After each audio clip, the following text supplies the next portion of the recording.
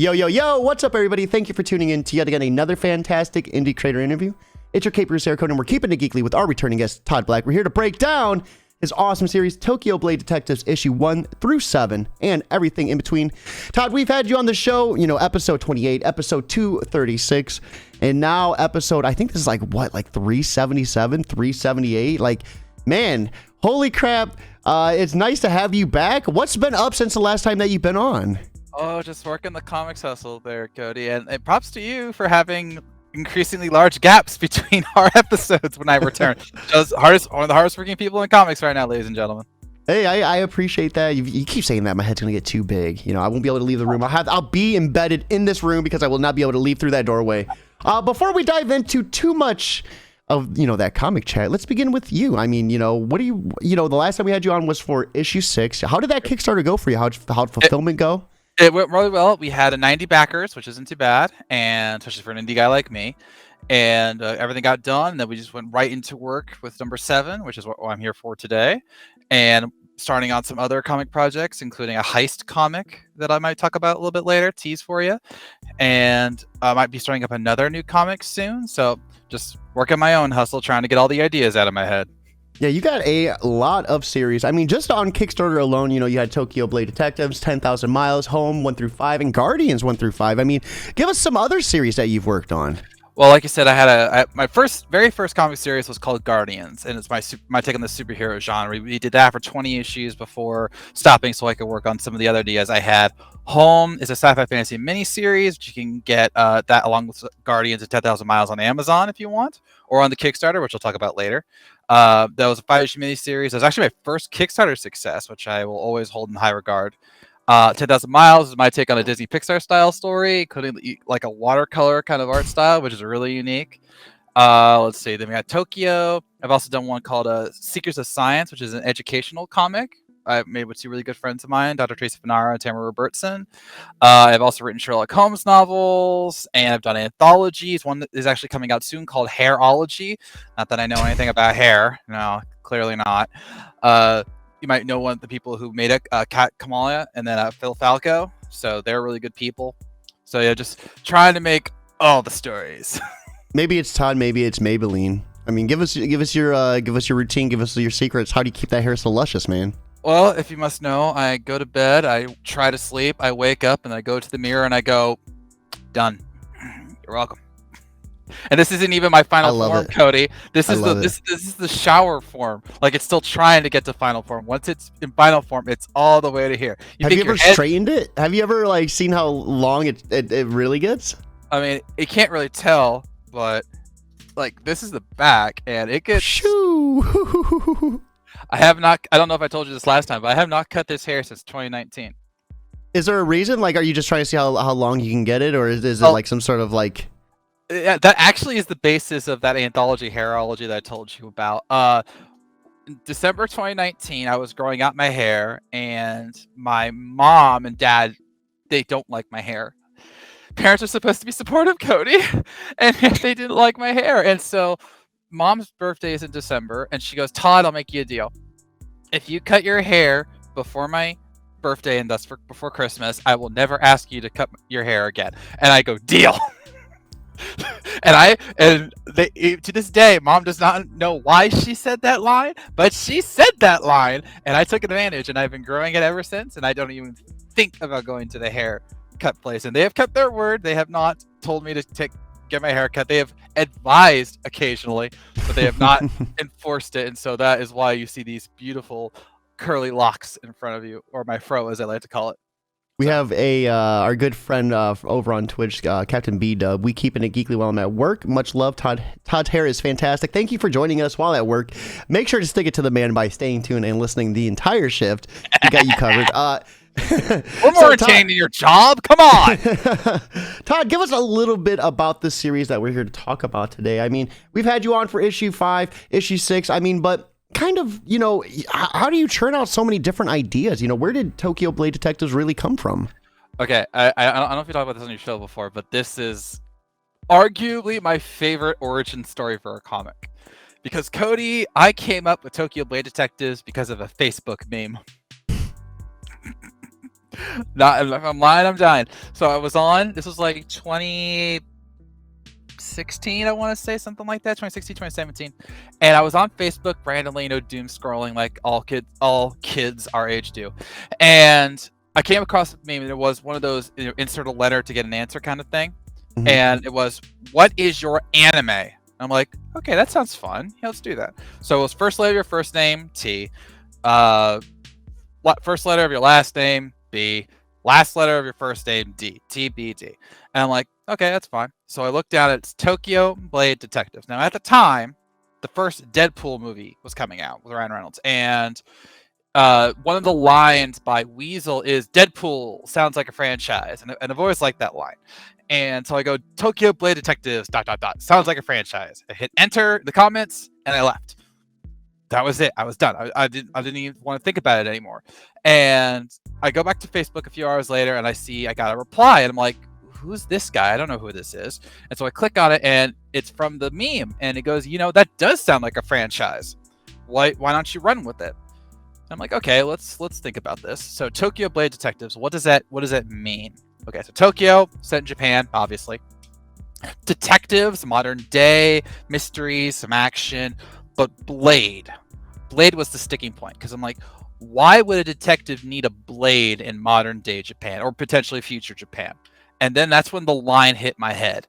In a land where guns are outlawed, only the blade can rule. And boom! Like the floodgates opened, and all of a sudden I started like having a rush of ideas. I had to do something I never really do, and that's actually write down the stuff I was thinking about, because usually I can retain it all. But this was like too much. I was like, no, okay, we gotta have this, we gotta have this, we gotta have this. And so I started like, it was just so much, and I wrote the idea of like the bad guys, the main characters, where this was, why there's no tech, why the technology was what it was, having the laser swords instead of guns and everything, and it just boomed. And then my problem was, holy crap, this is a great idea. I can't actually work on it right now because I had my other comics I was doing. I was finishing up 10,000 Miles and Home, and then these other things that I had been working on for a while. I'm like, okay, just wait. And then once I was ready, I had to find the right artist, because I needed this to feel like an anime, but in comic form. And so I went through like multiple artists, including a dear friend of mine, Alex Garcia, who does like most of my other series. And eventually I found a guy named Lam Vivan, who lives out in Vietnam, believe it or not. And we just start working on it, and it was a big hit. We hit it hard on the first issue and just kept going. And now here we are with Tokyo Blade Detectives #7, our second arc of the series. And we got some big things popping, and I'm very excited. Big things popping, little things stopping. We got B-Dub saying that is a dope-ass name, not going to lie. Yeah, I think it's a pretty awesome name as well. Yeah. Let's give a shout-out to the rest of the creative team, though. So who else is involved with this project? So, of course, I am your writer and creator. Lam Vivan is our interior artist. Alex Garcia, who I just mentioned, is our cover artist. And this is actually another weird thing about the comic. I've had, like, basically an editor per issue. Something always happens to my editors. I don't get it, but I've had numerous editors over the. Just jealous of the hair. I think one of them was. No, I'm joking. But no, I've had a David Hayes, Casey Pierce, Jane Curry, and now my recurring one for this current arc is a good friend of mine named Matt Shore. He's actually also a comic book creator. So I try and keep it in the family, if you will. So I got a good team. They're good people, and I'm grateful to all of them for helping me make this really fun idea come to life. So, yeah, and I appreciate you, Cody, asking to hear about the whole team, because a lot of people don't. They're just like, oh, let's talk about you, Todd. I'm like, and I'm fine, but as you'll see on my Kickstarter, I have a meet the team section so that everyone knows exactly who does what, because the team are just as important as me, if not more, because I can't draw worth crap. I always love shouting out the team whenever I can. So let's talk a little bit about these laser swords. How do they work? Are they retractable? Do they stay in laser form the entire time? If they're retractable, let's counter. On top of that, what does that imply when they're fighting? Are they able to like retract it while fighting and then because that's like a thing with Star Wars with lightsabers. People, they always thought about when you swing, like why wouldn't you retract it and then like follow through afterwards and just slice them up? Well. And obviously I can't speak to like George Lucas's mindset and everything, but when you think of lightsabers, which are totally not the same as laser swords, just saying, When you think of lightsabers, when they're swinging them, like 9.5 times out of 10, they're swinging it at someone or something. So like in lightsaber duels, the classic thing is, the lightsaber clash. It goes. So to retract that at that moment would potentially mean their death or serious injury. Not to mention, like, we're talking like super fast reaction time, which, yes, I know Jedi and Sith technically have, but when you're facing another Force wielder, that's a big risk. And we have seen at times them getting clever with turning their lightsabers on and off, or if you remember Star Wars Rebels, Ezra having the pistol in his hilt, so Mm-hmm. kind of deflect. So they've gotten creative, and yes, my laser swords are retractable. We see that multiple times, but it's one of those things where you could do it, but you're putting yourself at risk, because if you do it at the wrong time or you don't react quick enough, you're going to leave yourself wide open to a strike. So, Ooh, and I love it. as for how the science works, it works because it does. So, It just so are they're able to cut through like everything in this world, or is there certain elements that stop it? Currently, I don't know, say this can't be changed later on. Not unlike Superman with his kryptonite and all that stuff, but currently they are basically like lightsabers. I just don't say that, obviously. Well, that's why I always do the laser swords thing, because A, just gets a laugh, and B, I can't say lightsabers legally. No, I know. Like George Lucas is like, all right, hold on. What'd he say? The laser swords, George. They're laser swords. Get him, Disney. No. But no. They're basically like lightsabers. They can cut through metal. They can cut through people, and we see that in the series multiple ways. People get killed by these swords all the time, including in the opening panels or opening pages of number 1, where Miko just goes to town and kills people because she can, and she does. She's a feisty little 16-year-old, but we also see it cut through other things, and we'll see more of that going forward. But it's. I wanted to give an impact, because if we're taking away the guns, the replacement has to be something as meaningful. And so the laser swords, as we note in the canon, they were meant to just fill a power vacuum, but then they became something that, because of the technology, everyone can have if they really wanted to. And that's what gives rise to the 5 factions that are trying to take over Tokyo. And here, actually, let me give a brief synopsis for those who haven't heard of Tokyo Blade Detectives. It's set 200 years in the future. Japan has been burned to the ground by war and rebuilt with futuristic technology, and to stop the madness that they blame for the wars, they have outlawed all guns. And there is a way that they prevent the guns from being brought back, but that's a mystery for another time. And so the laser swords are their way of both returning to a simpler time while also embracing the technology that they have created for themselves. But that gives rise to 5 factions that are trying to take over the government in their own ways and reshape Japan in their own image. And now a 16-year-old detective named Miko is getting caught up in all of this and gets a case that's going to change everything. So, Ooh. yeah. And that kind of gives me Gangs of New York vibes, where the five factions fighting to rule them all. Yeah. Oh, to rule them all. One laser sword to rule them all laser sword to bind them. But yeah, it is that kind of a thing. And the first arc was very important to me because I wanted to show just how dangerous this version of Tokyo was. So we introduced like all 5 factions in their own way within the arc, and then the second one was our current arc with issue 7 is a part of. We fully addressed the last faction that we didn't really touch on in the first one, which was the Nine Tails, which is a reference to Naruto.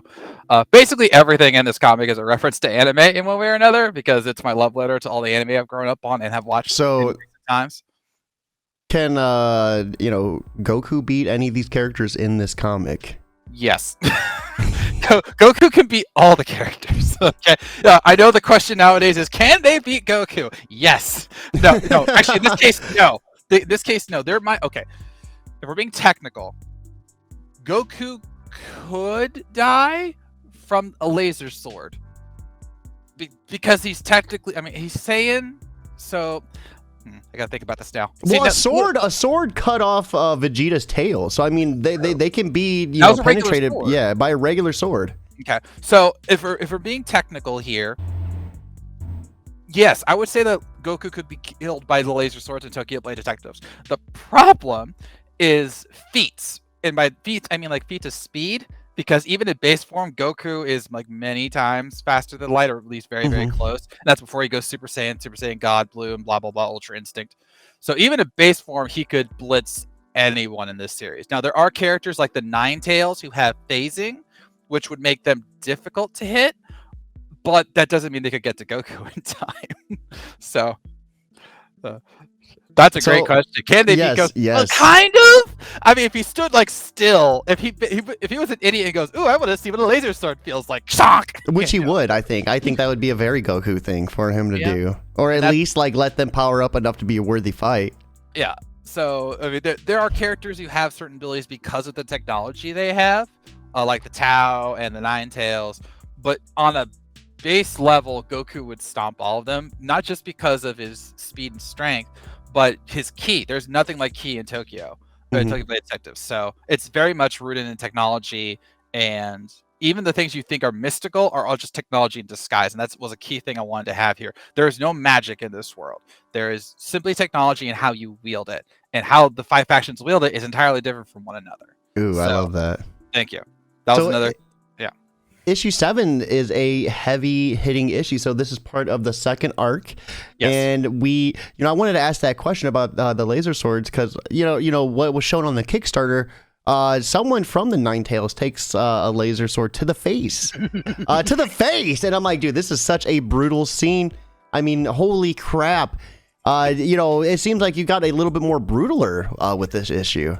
Yeah, well, this series as a whole, I would argue, is my most violent series. Like most of the comics I've talked to you about before, like Home 10,000 Miles, Guardians, they have action, but it's the kind where you can find in a Saturday morning cartoon and not be like turned off by it.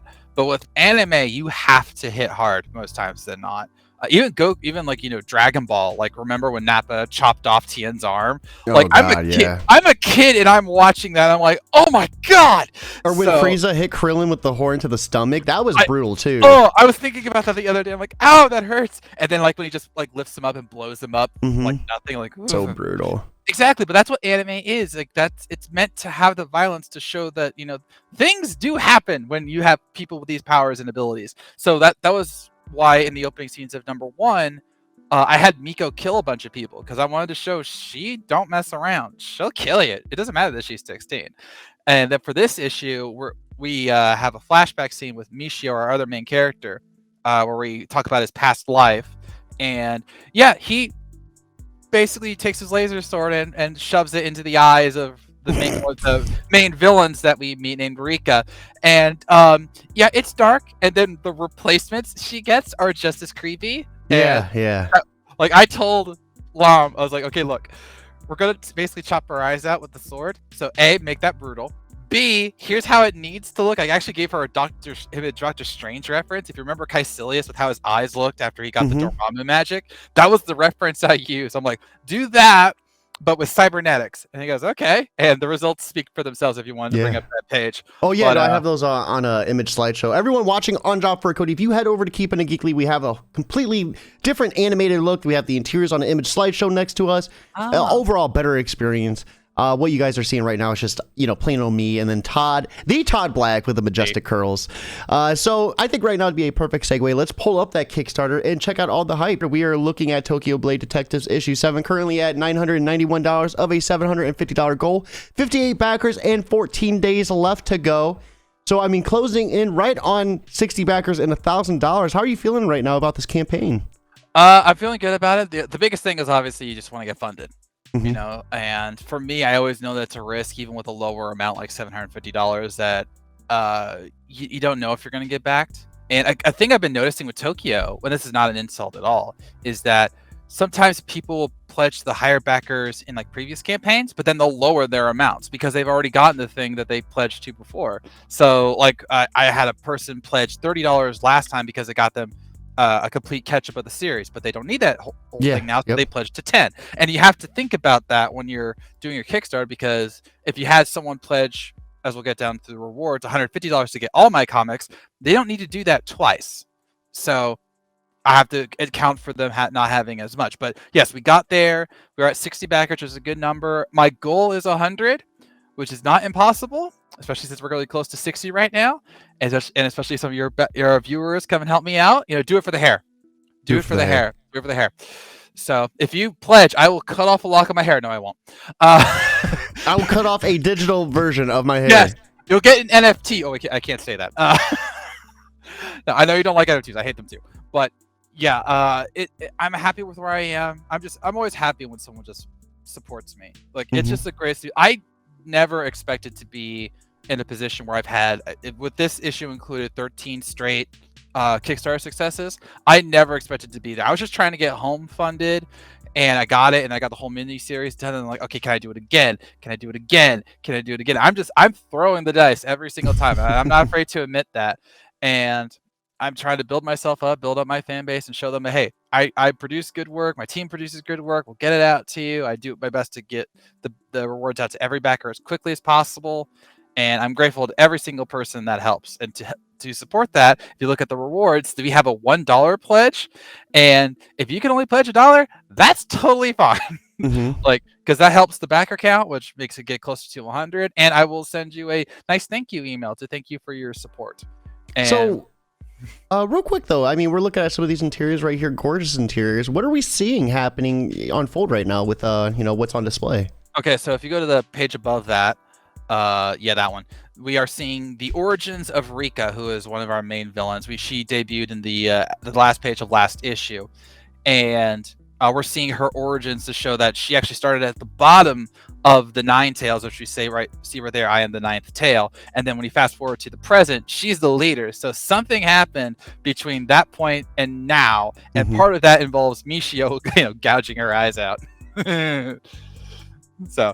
She's got quite a history, and if she's the first tail, which is the highest rank of the 9 tails, she's the boss. Like, she is the best of them by far, hard to beat, and yeah, those are her cybernetic eyes. I love that panel. I shouldn't, but I love that panel. It's dark. So creepy. Yeah, and I noticed the scar in between, and it makes sense. With what happened after scrolling down and kind of seeing the flashback. Yeah, that's another great page. Lom does great action sequences, which I really appreciate. So, and there's another example of like the laser sword clashes and why you don't phase out when you're doing that, because he would have gotten hit if he didn't do that.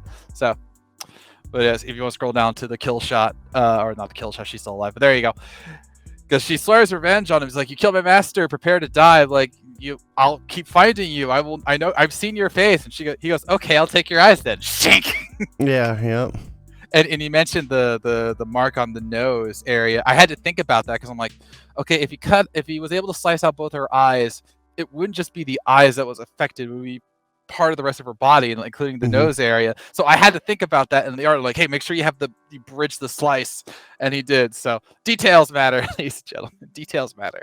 So, I mean, it is one explosive series. Let's go ahead and check out the rewards, though, of course. So, right here, we have entering Tokyo's Chase. So, $3 or more, and you can get issue 7 in PDF form. I think that's an outstanding price for your first, for the issue for 7 for a PDF. I always try and make it affordable because, even now, post-pandemic, money's still tight. Inflation sucks. And and to be blunt here, you're supporting, I don't want to say a guilty pleasure, but like a hobby, a side hustle that for both sides, like I want to make comics full time, but I can't, which is why I have to do Kickstarter. And then those who read comics are paying money to read them. And I appreciate that, but that doesn't mean you're going to shell out, $20 for a PDF. That's unrealistic. Yeah. Especially when all I have to do is literally just email it to you. So yeah, I don't mind doing $3 at all. It's perfectly fine. At 5 or more, you'll get that PDF, and then you'll also get updates on issue 8 as well as it's getting made. So, $2 extra, and you get in on the know. $10 or more, you get the digital Tokyo collection. So you get issues 1 through 7. That's one hell of a price for the digital catch-up tier. This is one of the most important things for me, because I know that there are people out there who don't know what Tokyo is, including some of your viewers right now, no doubt. And so they're saying, okay, but this is for, number 7, can I get 1 through 6? And that's why I actually put in the tagline for this Kickstarter back issues available, because I Mhm. want to make it clear that if you're new to this series, there are multiple ways to get all these comics, including a physical one, which we'll get to a little bit later. And yeah, $10 for the whole collection, that's a really great deal. And I'll probably keep it at that price point going forward just to help people out. So, because I want them to catch up and to see the full experience and wonder, how did we get to this point? Because it's the second arc. The first arc is just as good. And so, again, keeping it affordable, keeping it simple, and encouraging people to pledge no matter what they are able to afford. We have at $10 or more, you can get the issue 7 physical copy in your hand. So awesome price for that as well. At 15, Tokyo's Way of Saying Thank You. So you get your name put into the thank you section at the front of the book. A very popular one. Like that one surprises me with how many people want that. I always get like 10 plus backers a pop every campaign, and that just shows how much they like seeing their name in the comic, I guess. Oh yeah, seeing your name is awesome in a book. It stays there forever, Yeah. This is one of my personal favorites and another popular one amongst fans. If you pledge $15 there, you will get basically every single comic I've ever made. Ooh, awesome price on that as well. 45 books in total. So how many pages would you say that is? Oh, gods. Well, part of that is also my Sherlock Holmes novel, so that kind of skews it. But in terms of comic pages, let's see. Guardians is 400 pages, 100 pages of Home, 70. So that's 500 right there. 73 for 10,000 miles. So that's 573 plus all of Tokyo, because that would come in that package. Let's just say a lot. Outstanding prices. I mean, that's like a week's worth of reading for $15. At $20 or more, you get Tokyo's offers physical, so you get issue 7 in a physical copy, but the rest of the series too. So $20 for the physical catch-up. Yeah. So wow. That's a lot. This is just number 7 in the digital collection. Okay. My apologies. Sorry. No, it's fine. Which has also been surprisingly popular over the years. You don't have any right now, but that's just fine. Some people like the digital and they want the next issue, so why not, right? The next one is also an important one. If you want to scroll down, for $25, I will do basically a portfolio review of your comic script. So if you want to get into comics as a writer and you're wondering if your script is, I don't want to say worthy, but let's just say good enough for right now. There's no way to sugarcoat this. All right, like if you don't know if you're up to par, there we go. If it's up to par and you want a second opinion from someone who's written comics, I will happily help you. You can see we got a backer on that one already, because I want to pay it forward. Because I have had to ask help from so many of my comic friends and mentors. I'm like, is this good? Does this sound all right? Like my editors have been godsends at times, including here on Tokyo. Like, so let's do this with this page. Hey, we should probably have this here. This, I will impart what I have learned onto you and try and help you as much as I can so that you feel better about your script or know that this is a good script. And I will be honest but fair, I promise. So. And then at 30 or more, Tokyo's physical collection. So you get the whole series in physical form for 30. 50 or more, get drawn into Tokyo's new issue. So outstanding price to get drawn into the series. Holy crap. Yeah, and as you can tell, we have 7 people there, 7 out of 10. So we're almost out. So if you want to get drawn into a comic book, this is a good reward for that. And I already know with the page where you will be in. So that's actually been a little bit, for this issue especially, it was difficult to find a place to draw everyone in because based on where everything is, there's not a lot of people around. So I'm like, where do I put everyone? So thankfully I worked it out, and it's actually a good place to show off everybody. But this is easily one of my most popular rewards every single time. I'm amazed that so many people pledge to this tier. It's awesome. And hey, people just like being like, hey, I was in this comic book. I've had it since Home, and it's been great every time. So. Yeah. And then we have Tokyo helps you make comics at 75. So give us a little bit about this. Okay, this is it's like the expansion model of the $25 one. This is, I will help you in every way possible to make your comic. So it will start with a script, and we'll make sure that's good for both sides. And then I will give you places where you can try and find an artist. Like I know some good Facebook groups that offer good people. I actually found L'Homme Vivant on one such Facebook group. Then I would help you make sure that you understand pricing, is this fair, does this work for you? And then if you want to do the Kickstarter route, which I would recommend depending on your financial situation, I will help you set up your Kickstarter. I would advise like what ones to look at, what rewards you should go to, using both mine and others as a base plate, and help make sure that it looks good. Like for me, I always make sure that I put the pages first. I always like that way they go right from the video to the pages and then the explanation, so that they know visually right off the bat what they're getting. Oh, And I would impart that upon them, like, make sure you have at least 5 pages. I do 10 for Tokyo just because I can, but and I also try and get it out as soon as possible, so that helps too. But again, like, how much should you have before the Kickstarter? Should you keep working during the Kickstarter? I would impart as much knowledge as I can so that you can get your comic done, period. Because that's the hardest thing, is that everyone says I want to make comics. We've all heard that, Cody. But the will to do it and the knowledge to do it right can be the difference maker between making one comic and making 45. No, and absolutely. I almost failed on that part because I did some bad things early on with guys. It's true. I made some big mistakes when I made Guardians at first, and I had to rebound hard to continue on. And I would impart that on, and like, great, you found a great artist. Don't hire them if you can't afford them for multiple issues. Like if they charge $200 a page, can you afford $200 a page? Like, seriously ask yourself that. So because there's a lot that goes into making a single Kickstarter, and to try to make it work. Like, and that's the other thing, is of course marketing, promoting. We were talking about that before the show, Cody, and getting onto shows like yours to spread the word and seeing who's willing to promote indie comics. It's a process, and I would help you throughout every step of that process, because I want you to make comics and bring your idea to life just like I have brought mine. Absolutely. And then we have, last but not least, pledge 150 or more. You wanted all my other series, but prefer everything in physical form, pledge here. So you get almost 40 comic issues mailed directly to you at 150 or more. Outstanding price right there. Yep. And with that being said, guys, right here is the link. Be sure to check this out. Todd, you've been on before. You know the drill. For anyone who might be on the fence about backing, I mean, what would you say to them to kind of help push them over that fence and get them to back your book? Okay, the easiest thing is this. Okay, do you see this hair? All right, do you see this hair? All right, this is the hair of a man you should support. Like, ladies, look at your man. Now back to me. Now back to your man. Now back to me. Sadly, he's not me. Why? He doesn't have this. No. I'm sorry, I couldn't resist. No.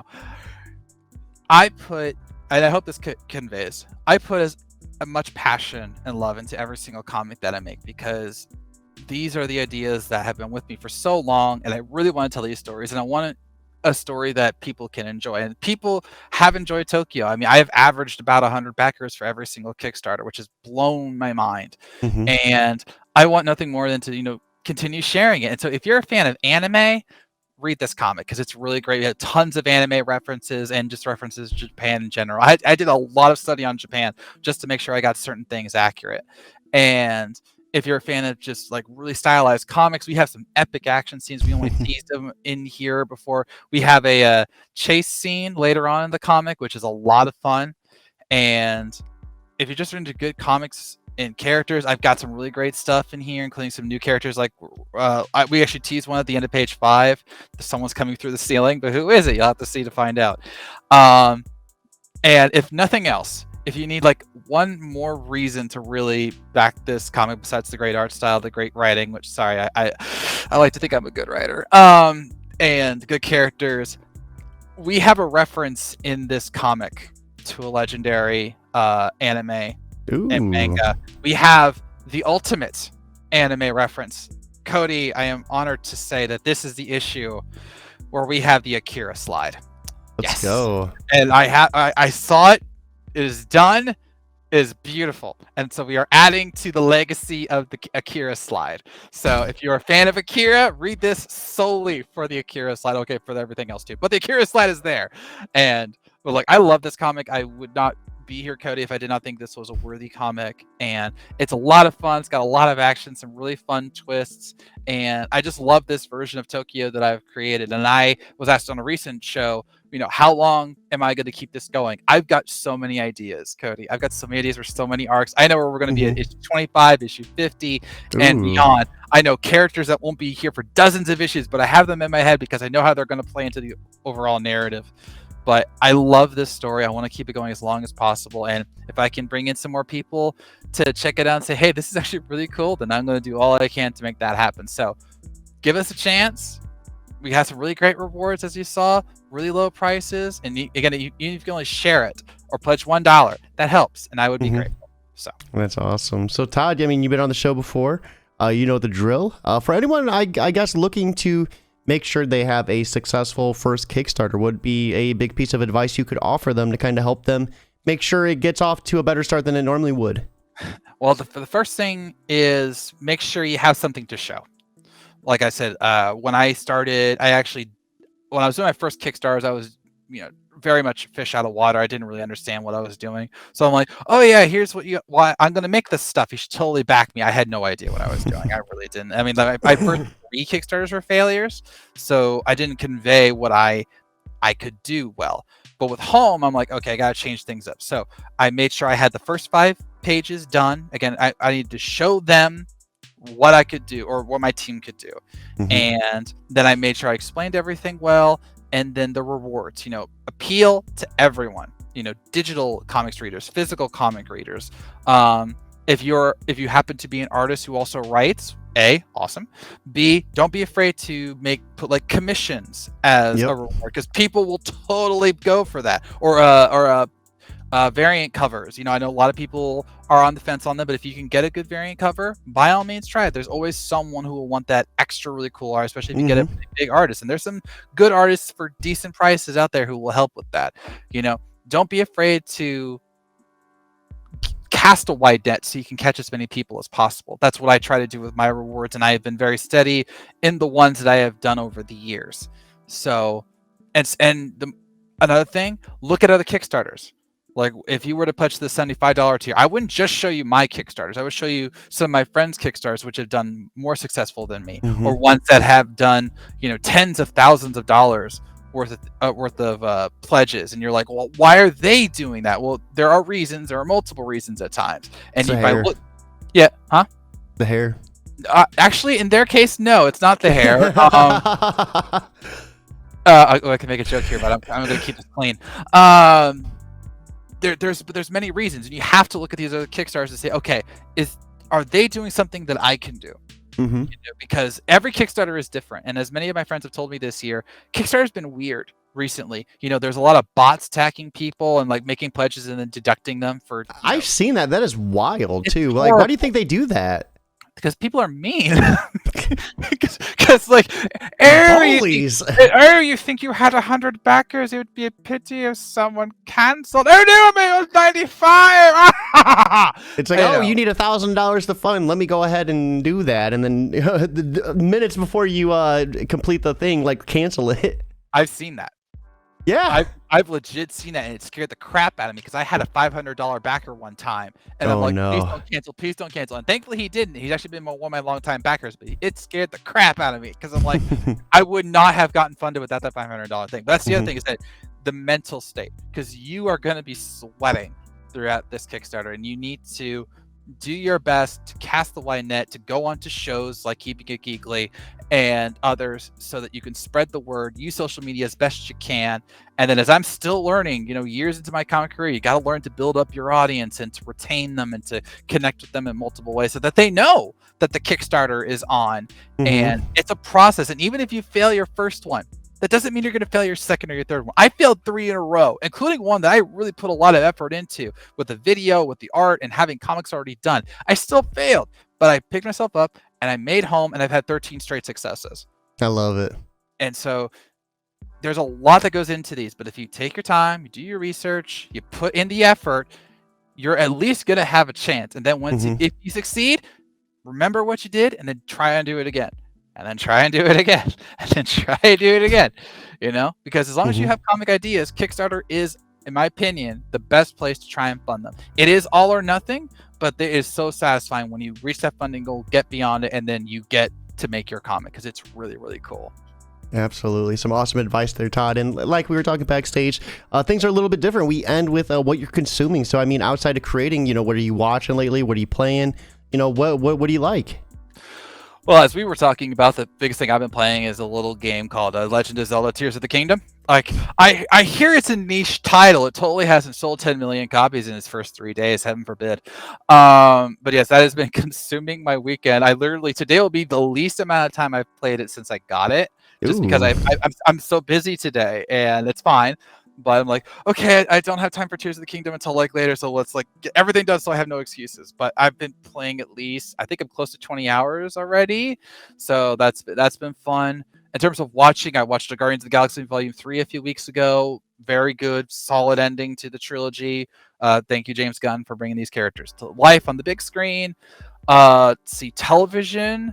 Well, we're in season finale territory, so there's a lot of things starting to end, including The Flash season 9. It's finally heading to its final episodes.